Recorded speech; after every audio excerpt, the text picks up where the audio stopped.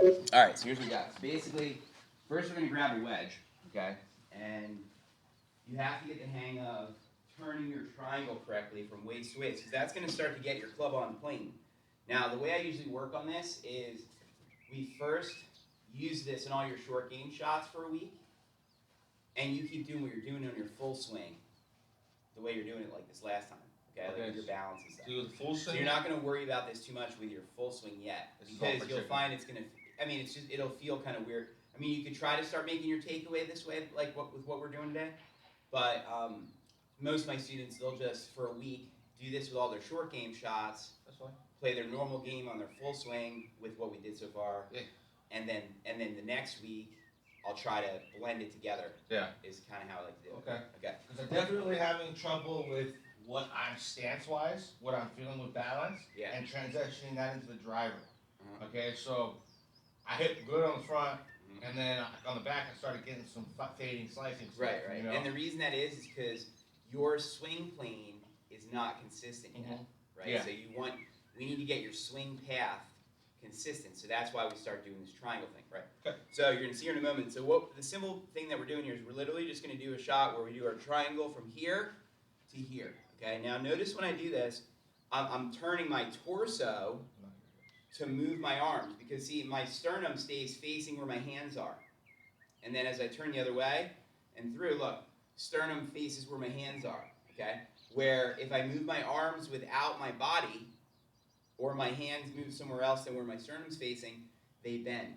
Okay, so bent arms simply means that the arms are out of sync with the torso. Okay. You got it? Okay, so what we're gonna do first is we're gonna go like this. You'll see in a moment, I'm gonna have you do this. This is the move we're gonna do on the ground, okay? And then when we set up to the ball, we're gonna do that straight along the laser line. Now what this feels like, Trevor, is if I held this ball, you see how it's two colors, and basically if I was going to throw it to somebody, I'm going to go straight back from them, you know, kind of like a bow and arrow, straight away from where you're going, right? I wouldn't go over here, because then I'd be throwing it out that way, right? I need to go and look at my target and take it straight away, which means the orange side of the ball is on top here, and then as I turn through, the blue side's on top here. So that means that my right arm's on top, and then my left arm's on top. Is kind of what's going on. Okay, so you're gonna see here in a moment. I'm gonna do that for you, and we just do this from waist to waist first, because what has to happen is you have to get good and used to using this to do the hitting instead of this, right? And this is similar. What it's similar to is like in boxing. Think about boxing. It's like they bounce around and jab. When they're doing that, who cares? Right? Like you're not worried if you get jabbed. I mean, it's annoying, you get a bloody nose, but like you're not as worried as to when they plant their feet. And now, what can they use? They got all this to work with because they got the foundation stable so that they can turn the top. Because you have to be able to have the bottom stable to turn the top. So when we're doing this, my legs are very stable, okay? And I'm just turning my triangle as if, like, my favorite analogy on this is, let's say I lost my arms in war. And you know I love golf, so if I came back to the States, somebody's going to make something for me that's going to look like this, right? That they're going to attach to me, right? And it's going to, you'll have to stick the club in my contraption for me, right? But I can still hit some good balls that way, because like I know how to keep my head still and turn my torso to move my arms. So that's what it feels like. It's literally like my arms aren't doing anything at all. I'm getting it done with my shoulders and my torso. So you're going to see here, so if I do a shot like that for you, I'm going to just turn my triangle from waist to waist like this. Okay, so that's what we're going to do. I'll do it again so you can watch one more time. Actually, when I do it this time, can you hit the space bar on the keyboard when I make contact, or around them? It doesn't have to be perfect, but right around when I make the contact. Okay, so I'm going to go triangle from waist to waist here. Okay, so as you'll see here in just a moment, come around this way. Okay, so you're going to see here as I turn my triangle back with my right arm on top, right, my golf club is going to go back perfectly on the swing plane. This is on plane. When the club face angle is like this, or the club face angle is the same as my spine angle. Okay.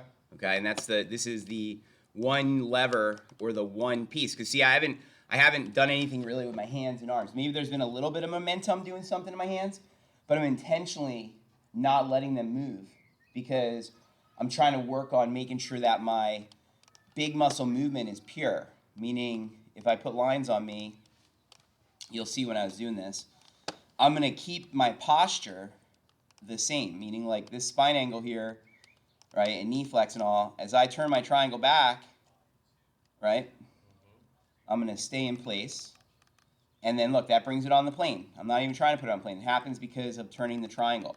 Then coming back down, look, I'm turning back down over here on the right, okay?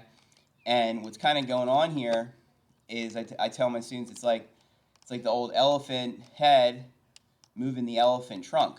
So it's like if this is the elephant's head and then here's its trunk, right? What's happening, its eyes are like here or something, and then what's going on here is the head swinging this way, and then the trunk is trailing, right?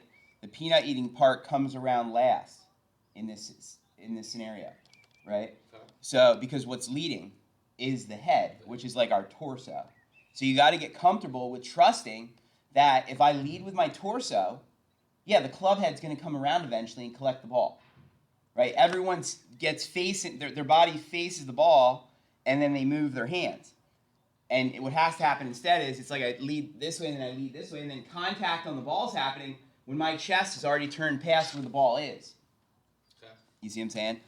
And then, so then, look, I come through, and I still have my triangle on the way through.